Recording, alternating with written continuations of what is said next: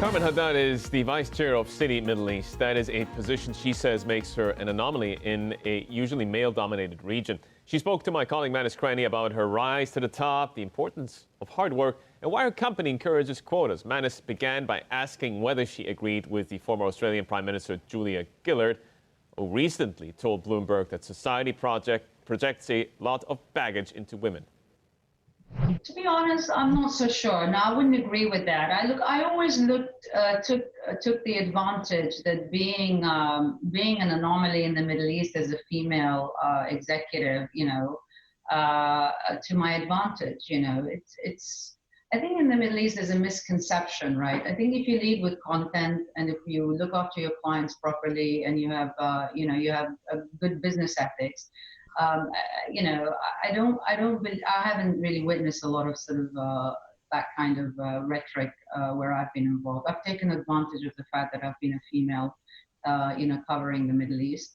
And you have to work harder than the guys on the team. I'm always curious when we do these interviews. Did you have to work harder than the other guys in your mind, whether real or perceived? I think there's no, at the end of the day, there's no substitute for hard work and skill sets, right? Yeah. So you need to ensure that you enhance your skill sets at all time. And if there are gaps in your career, then you need to make sure that you fill those if you want to, progress. And you need to work very, very hard. And so, yes, my approach has been, making sure that I deliver on those two traits. Have I had to work harder than my male colleagues? I think at Citi, I've not really noticed that a great deal, but maybe in my previous professions, yes. I've had to make sure that, I work very long hours, but I'm sure the industry as a whole, steers towards that. What about asking for remuneration, Carmen? Because there is this urban myth that maybe women need to push harder to earn more. Have you encountered that? Would you encourage women to stand up and speak more for remuneration and progress? Absolutely. I think, look, it's very important to make sure that you continuously ask and know what your market worth is, right? You need to focus. And I think at Citi, we have been very focused on creating clear senior level measures of accountability around representation goals. We believe in the diversity slate, for example. Gender goals are added to our scorecards, to our performance measurements. This progress is tracked and is monitored. We've been radically transparent, for example, about equal pay. So we're very focused on closing the gap on pay equity. Every year we measure globally whether a man or woman doing the same job are being paid equally.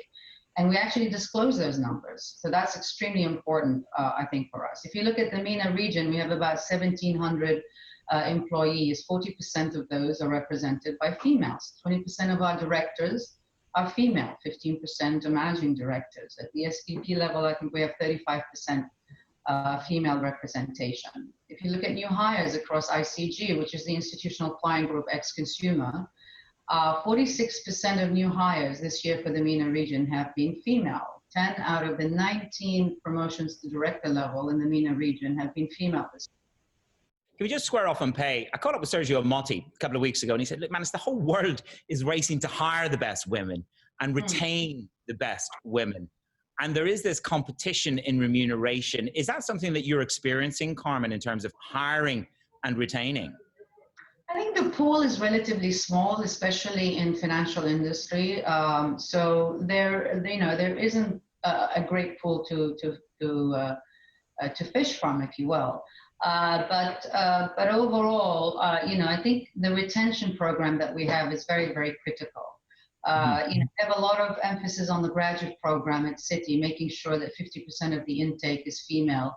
Around our analyst programs and making sure also that, we support women to make sure that, in their promotional ladder across the SVP and the director level. Once you build that space, I think your retention, becomes stronger. But I would have to say that, in terms of the pool that's available today, it is limited. And in terms of building that pipeline, Carmen, it is about process, but it's also about quota. How do the women that you engage with at Citi Do they welcome quota? Do you encourage the quota factor? We do. We encourage the quota factor. We think it's very important. As I pointed out, we measure, we look at the quota, we see how many, of our female employees are getting promoted.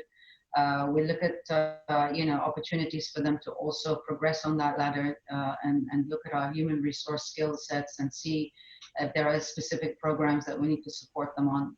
So I'm a great advocate of the quota. You are what you measure. So at the end of the day, you need to measure those quotas and ensure that there is, continuous progress around diversity, around role modeling, around making sure that there are also sufficient networks at Citi. We have the Citi Women Network, for example, which is a great forum and provides mentor-mentee programs, opportunities for career support, networking discussions, local community involvement. We have other forums also that focus on disability, ethnicity, and families. So I think all of those are very encouraging signs, to promote the value of intersectionality and, of course, the diversity of thought.